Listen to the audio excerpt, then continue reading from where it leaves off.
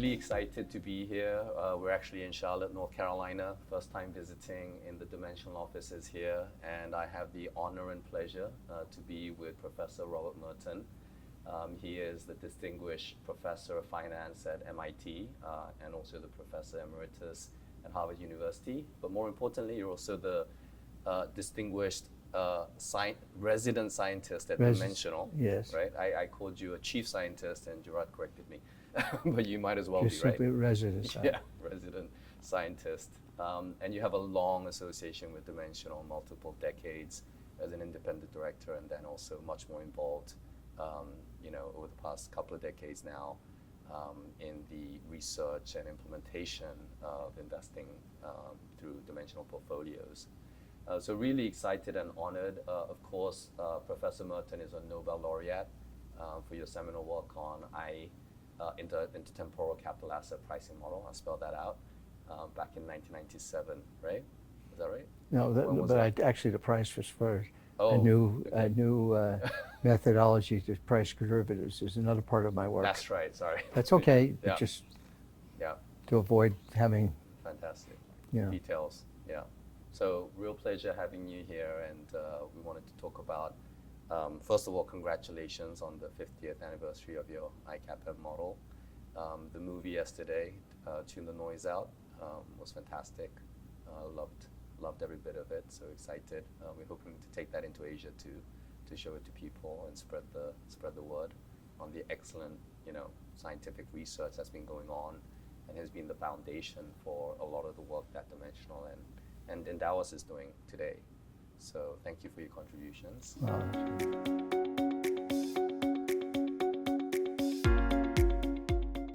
So I want to maybe open up with some basic, laying of the ground on some of the major topics that before iCAPM came out. You have CAPM from Eugene Farmer and Merton Miller.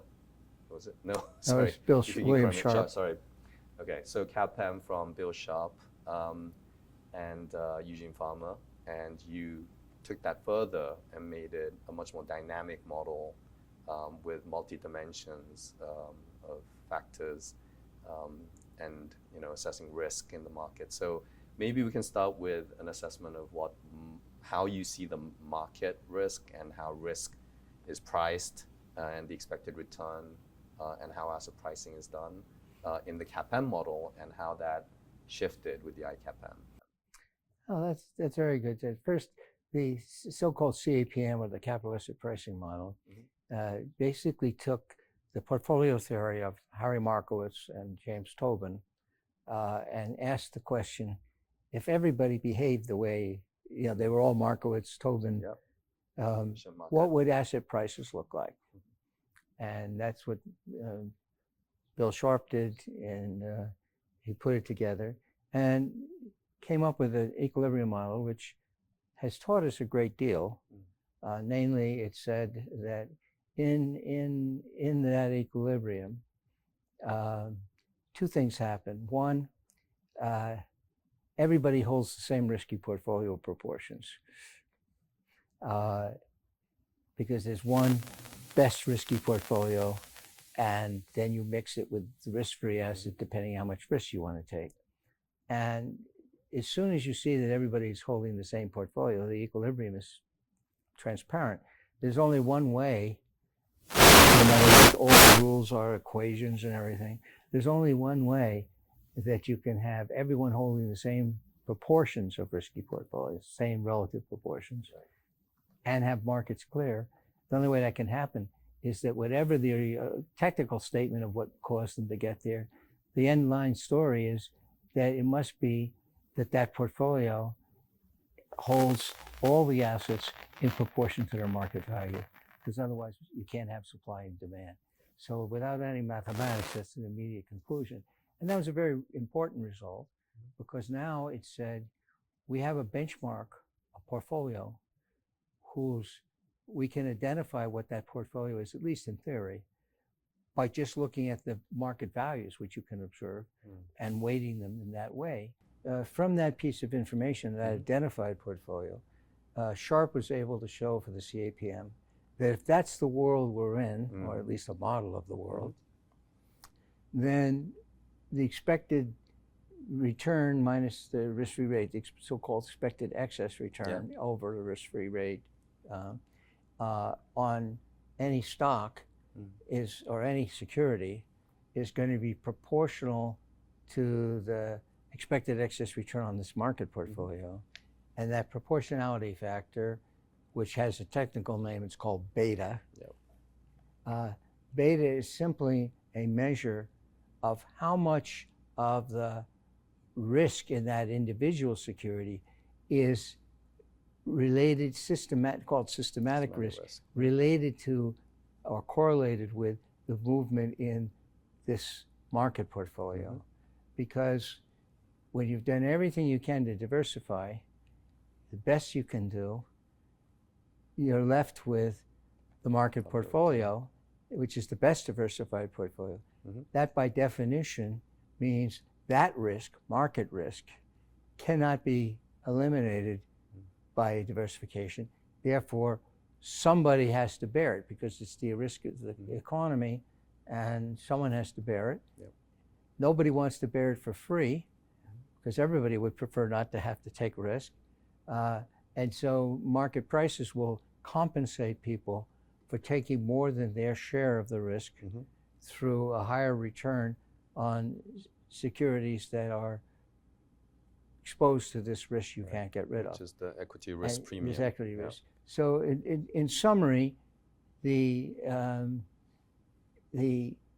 expected return on every security, every portfolio, every security is just proportional to the excess returns, proportional to the excess return on the market, and that proportionality is a thing called beta. So there's one source of risk that matters, risk that you can't diversify away. That's one piece of the message. And the secondly, that the measure that you use to say how much of that risk is being borne or is being created by this security is measured by the degree of which that security moves, is correlated with this risk. So that was the information. And what the message was from the model is you only get rewarded in the marketplace in equilibrium if for those risks that can't be diversified away. If they can be diversified away, why should we pay you? We can get rid of them. That's the magic of diversification. And so that was the fundamental message.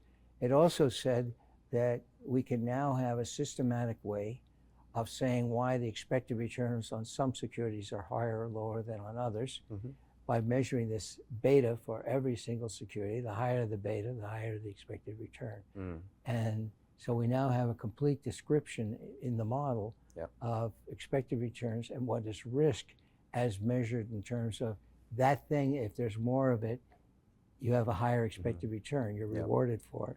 And that's beta.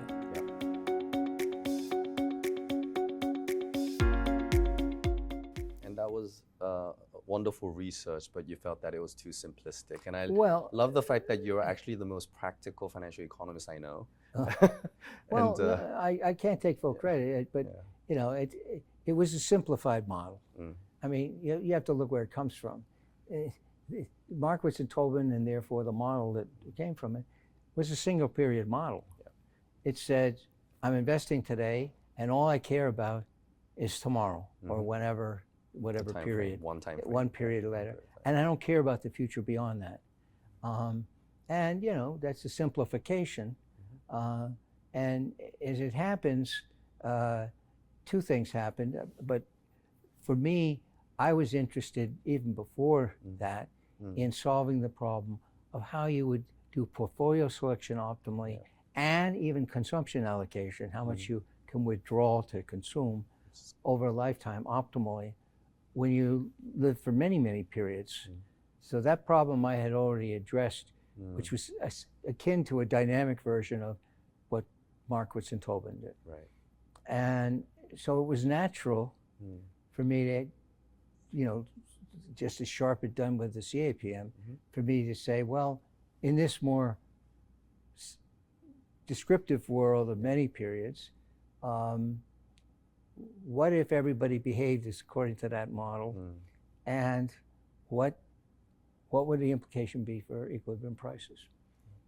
And when I did that, I got a result that was different from the CAPM, but in the same family in spirit. Yeah.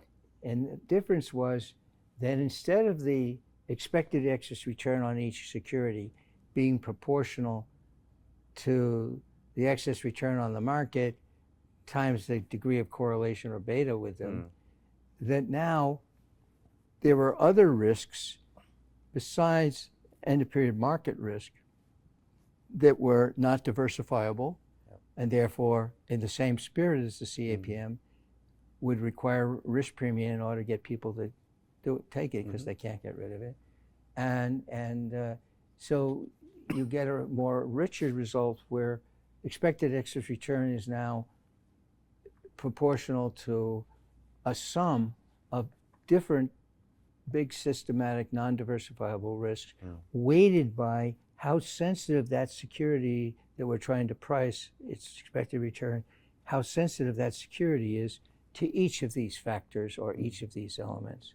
Now, to give you a concrete example that's very important and transparent, once you go to multiple periods, so you're going to be investing for more than one period. Now, unlike in the CAPM one period, where all you care about is what the expected returns and the variances and covariances are for the next period, everything after that doesn't matter. You're acting as if I only live for one period and that's it. Whereas now you're going to be, you invest for a period, but then you make a decision again to how much to invest for the next period and so forth, and you go through a whole sequence throughout your life. Now you really do care not just about what the risk-free interest rate is for this period, or what the amount of reward, expected return for how much volatility you take risk, which for shorthand is called the Sharpe ratio, but it's sort of just telling you how much reward you get in equilibrium for bearing risks that can't be diversified. Instead of that being, simply that it's going to depend also on what correlation this security has with how those numbers change. So if you're an investor, you'll love to have very high Sharpe ratios, which just means lots of reward for whatever amount of risk you take in your portfolio.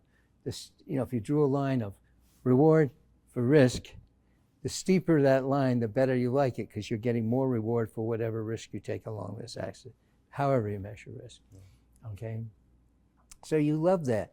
And you also have a risk-free asset, which is, based that if you take no risk, you still can earn an interest rate. So you have two elements that describe your menu of what the world you're in at the moment. You have the level of the risk-free interest rate, which if you're an investor, you hope is very high, because you get more sure return for your money without risk. And then the more reward per unit risk that you take, steeper is good. So that's a wonderful time. You love high ones, high interest rates, or at least real interest rates, inflation, and high rewards for risk. But of course, sometimes you end up in an environment in the market where the interest rate is very low, and the amount of reward for risk is very low too. It's flat. The line is not so good. So that would be a bad time to be an investor. So you're looking forward, you say, I know where I am today for the next period. Interest rates are this, reward is this. What am I going to face next period, which matters to me?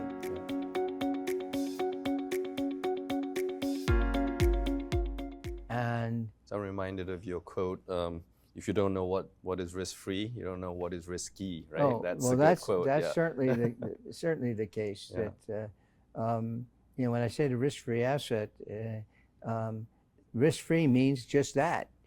Whatever you're promised, you get. Without risk. But the problem is risk-free changes. Yes, that rate changes as we all look at the marketplaces at interest rates. They change, and they go up and down, and then the amount of reward for when you do take risks, you buy assets that are not risk-free, then as I say, you'd like to have the steepest payoff, the most payoff of reward for the risk you take, and you'd love to have high interest rates, but you may not get that. And so you're facing a risk that you say, maybe interest rates will be higher next period, and maybe rewards will be even higher than this year, or maybe they'll be lower and worse. That's a risk to you, and it's a risk that you cannot diversify away. No one can diversify that away for you. So in the spirit of just understanding the CAPM, and then the model that I developed is called the intertemporal CAPM, the ICAPM, that just the element of that your many periods, which is of course the real world, are closer to the real world. Now you get a reward for being on, for bearing market risk. This value of things change over the next period, but you also can get a reward for taking the risk of bad times in the future, meaning low interest rates or low Sharpe ratios, if someone will insure you or cover you against it. That's the common sense. Right. And then just to show you, to me, that's the biggest component and very clear. So the result is that in general, you would expect from the ICAPM that there are multiple of these non-diversifiable risks, these systematic risks, market risk, investment opportunity risk, capital labor, share risk, interest and rate so risk. forth. You have multiple of these, and it becomes a fairly general model now because now it says we can have any number of factors, or sometimes called factors, but called systematic risks that can't be diversified, which we would anticipate would have risk premium, so that if you hold more or less of them, you would have higher or lower expected returns. So the bottom line is you now have a very general model, which would say, in a perfect world, meaning no frictions, in a world where there's no informational differences across people, the sort of idealized world, you're going to have multiple dimensions of risks that have different risk premiums. And so securities are going to have multiple, if you like, betas, sensitivities to each of these risks, and that their composite weighted average of those exposures, excess returns, give you the equilibrium return. So in a sense, it's the same principle as the CAPM, but now generalized. And from that, it naturally suggests that instead of holding one sort of, it's called the optimal combination of risky assets, which is supposed to be the market portfolio. Instead of holding one of those, you're going to have one for this factor, one for this factor, and you're going to weight them to maximize your whatever your preferences are and needs. And as I say, they are different, as we saw in the example of younger versus older people. And so that's sort of where the ICAPM came in, because now it opened up a world generalized with enough generality, all from sort of frictionless markets. So not, you can of course then throw in frictions of, and they're uncountable. Before we go there, maybe I am reminded of when I was interviewing David, how he arrived at University of Chicago and Eugene Farmer was teaching, and he said that it all kind of made sense to him, right? Because it was unfamiliar. It wasn't like the norm, that the accepted norm, this kind of stuff, CAPM.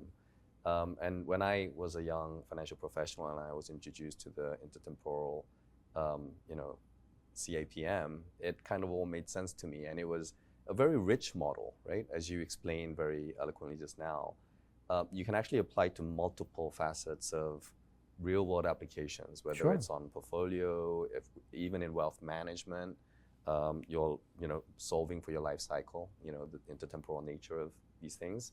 But the obvious first piece is, how it's used in the factor-based kind of investing that Dimensional is very well known for. So Eugene Farmer and Ken French's 3-factor and then later 5-factor models.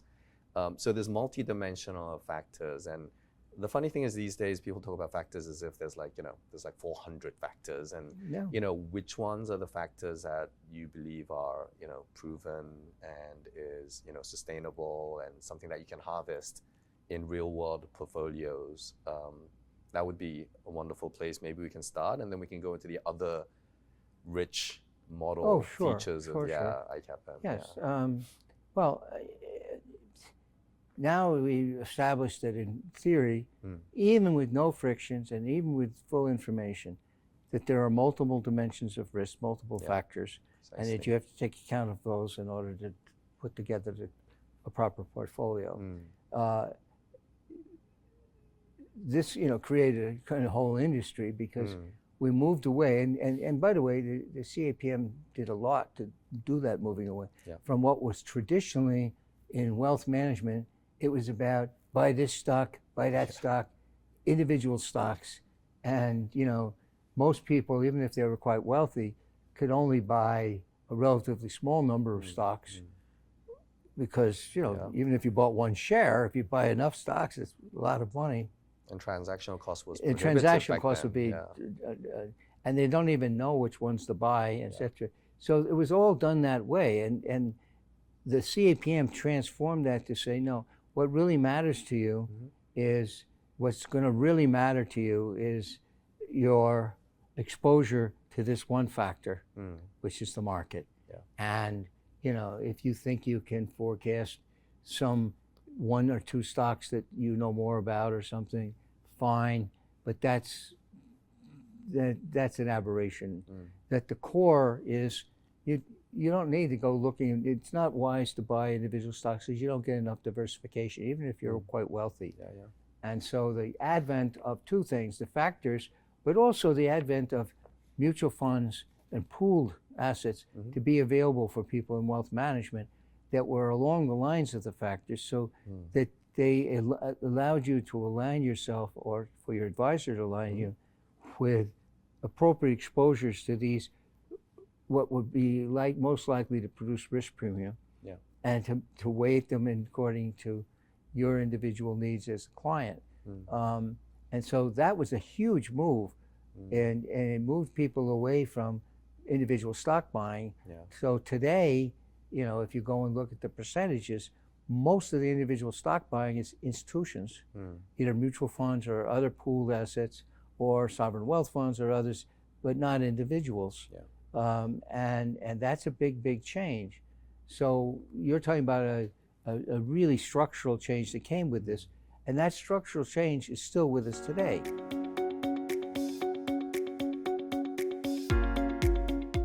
I want to come back to the dynamic optimization and solving for your life cycle. But before we do that, maybe we wrap up the factor question. And I've actually seen a robo-advisor that has a factor model that has everything in it. Like they threw pretty much everything. They have like value and growth, those kind of stuff. Okay. So which factors are real? Like what are the ones that you can systematically harvest? That's a very good question, and let me answer it in 2 parts. The first part is that, in my view, factors that could create extra returns could come from market information inefficiency. That's what people used to always think was where they all came from. I'm smarter than you are. I know information you don't. I therefore benefit in the market to your expense. And it's asymmetry, it's informational differences. Does that exist? At some level, certainly in individual small way, cases. But I don't think, frankly, as a practical matter, there's nobody on the planet, including central banks or sovereign wealth funds or the best hedge fund operators, who know the whole story. That it's very hard to forecast the market. They can't outsmart the market. They can't outsmart the market, mainly because, and this is, maybe we should come back to this, but one of the reasons that the market is, people forget this, the model a lot of people have is that there's informed people who really know what's happening. They know the whole story, and they take advantage of everybody else. And then there are people who think they know, who don't, Yeah. And they're called noise traders because they act like they know but don't. And then you have the people that know they don't know, and they try to find a strategy to avoid as much as possible getting losing. That's the normal kind of way. That's not the world, at least the way I see it. The way I see it is there are entities that have real information that not everybody else has, and maybe very few others have, but only information about one small thing relative to the whole world, okay? Yeah. And they may even know it better than anyone. So if you know some piece of information, not the whole story, it's rational for you to trade on that. Yeah. But to trade right, not overplay it because you don't have all the information. What happens is then, when the markets operate, the magic of markets is people trading on their information, just pieces of information, affect the price, supply and demand. If they're buying, they're going to tend to put pressure up, and they're selling to pressure down. And if they sell a lot or buy a lot, they're going to have more pressure. And so the way I think of market prices, what they are doing is they're taking all these bits of information where someone really does know. You know, a central bank knows what it's going to do about interest rates. No one else may know. So they have, quote, information others don't. But that's only one piece of information out of all the things going on in the world that affect security prices. So the way to think of it is everybody has a piece. And now some people don't have any pieces, in which case they follow the strategy that is appropriate for that. But people who do have it, they put their information in there. Now, think about what the market price is. The market price is doing nothing more than finding a price at which those who want to sell and those who want to buy are equated. If I want to make a big trade, it's either because I have a control of a lot of assets, so I just big, so even when I do a normal trade, it's big, or I'm very sure about that piece of information that I'm trading on. Level of conviction. I have a very high level of conviction. Therefore, what is the market price? It's going to be an average, but not a simple average of everybody trading. It's going to weight those people who control more assets more, because their trades are bigger. It's going to weight those people who are more confident in what they're trading. And if you think of that, that means, in general, the weighted average price is going to be a more informed price than an average person or an average trader, because it weights more those who have, you know, I'm presuming that people who have more resources are probably more talented, or they won't be managing those resources. That's an assumption, but I think it's not a bad. It's an amalgamation. It's amalgamation. You don't hand over the management of a sovereign wealth fund to someone you don't think knows what they're doing. So it's an amalgamation of the and they have the resources to hire people to get better information. Absolutely. So that I take as a given, but I don't think that's a very strong, unreasonable assumption. So what I wanted to do is make 2 points about the market that's so critical. One, the market is a better than weighted average of information. It represents a kind of hypothetical composite, smarter than average entity. But most importantly, it contains information which is an amalgamation of all these little pieces put together, weighted by their conviction, weighted by their source, you know, how smart, well-informed they are. And so as a result of that, the market has information no one has. So if you accept that, then you have to be, that automatically leads you, even if you are the most sophisticated, you know, investor or sovereign wealth fund, central bank, that when you and the market disagree, you say, wait a minute, I thought, you know, my view is that this is only worth this, or it's worth more, and the market doesn't agree. Well, it may be that the market is wrong, it's dumb, and I know the real truth. Or maybe there are other people out there who know other things that I don't know, because I know I don't know everything. And that's being reflected in the market price. So I'm not going to say I won't trade because I have information, but I'm going to modulate, I'm going to look to the market as a very important source that when the market and I disagree, I pay attention to the market. Now, how much, that's it, depends. But the key to understand is the most informed people, certainly for trading in general, are wise to always pay attention to the market.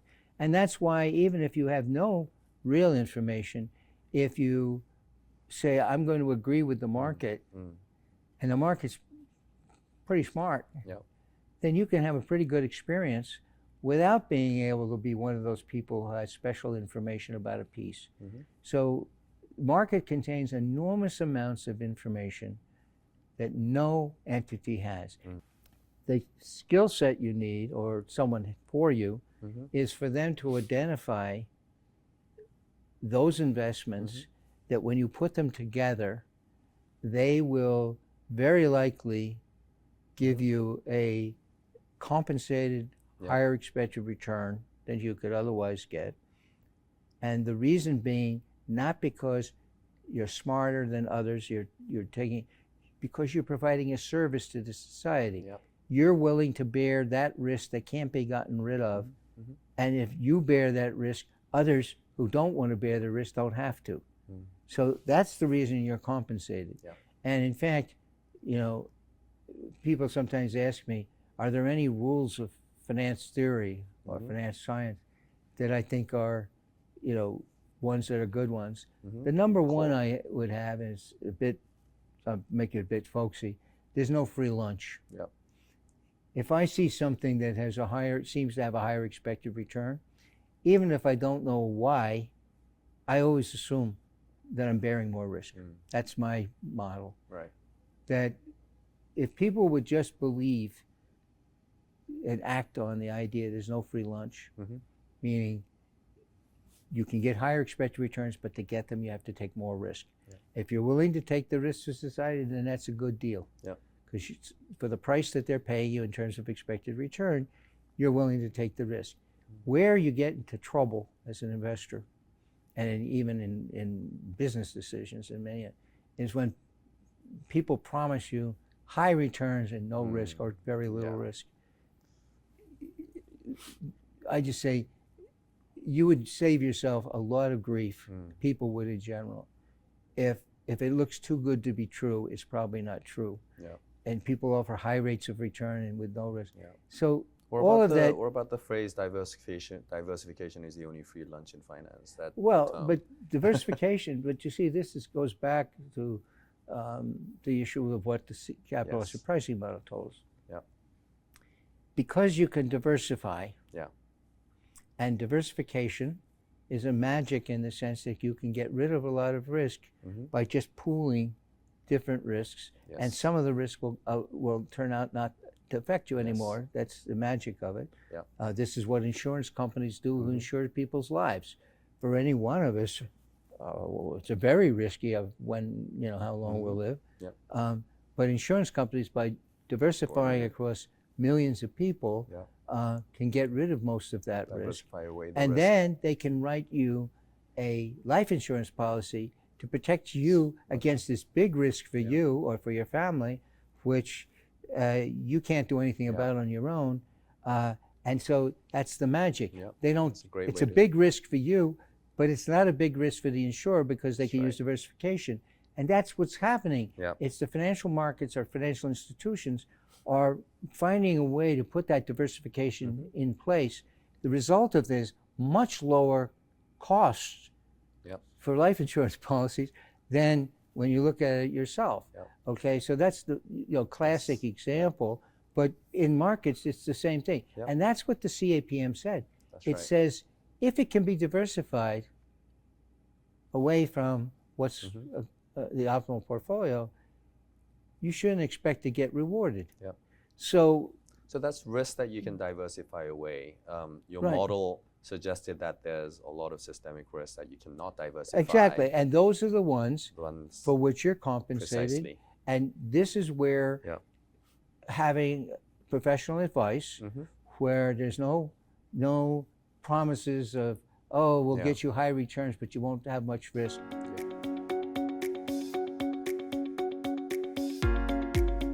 There's a massive human cost that is associated to this, and societal cost as well. Absolutely. So that's why there's a sense of urgency. But so technology, the role of technology, the role of a trusted advisor in trying to help people solve this through education, but also changing behavior as well, right?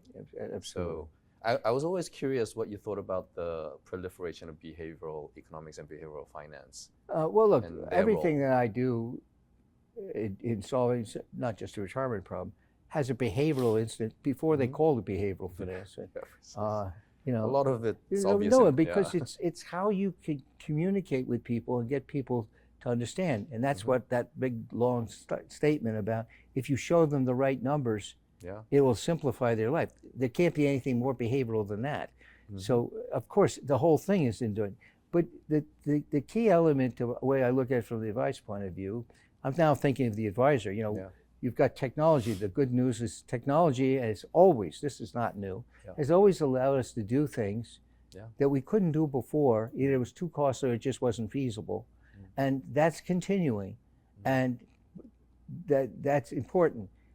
But technology, to my mind, by itself is not sufficient. This idea that somehow technology is going to put a human advisor or the current advisor out of business is, I just think, is unfounded. And the main reason that I've always pointed out is that technology by itself is not trusted.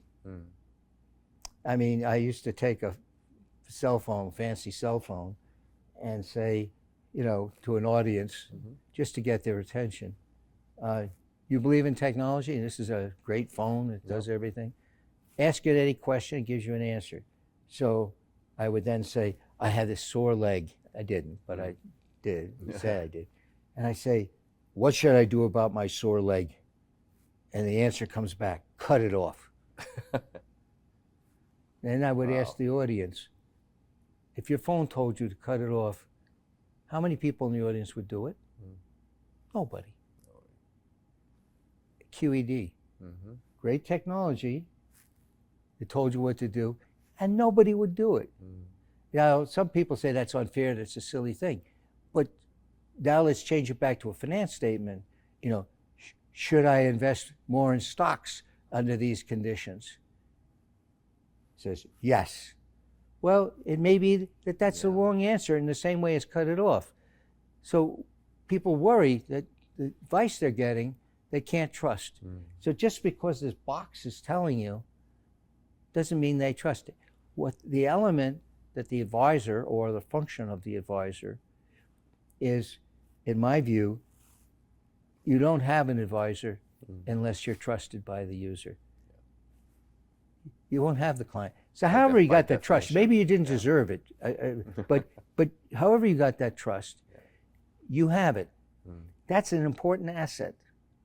And so important that that's why I'm underscoring it here, because the way you get technology implemented is you have the technology that allows you to do it, you design all the stuff. But if you just have the technology and you're going to deliver it on a phone or over internet, I don't think it works for the reason I just gave you. But if you have the trust as the advisor, then if you take the technology, leverage technology, and you leverage it, and you verify to yourself, because you can do that, and that you verify, I believe this technology is working well. I understand this model, and I'm comfortable with this model. Then you come to me, your customer, and you say, here's what we recommend you do, or here's what you do, or here's a phone, here's a iPad or something that tells you what we think we should do with you. But you're saying it as the trusted advisor. They'll do it. So the way I view technology is it's a enhancer. Yeah. It's not a substitute. Mhm. Hey, a substitute Yeah. for some things like calculations, Yeah. but Enhancer, it's not a enabler. substitute in the Yeah. sense if you're trusted, you have trust.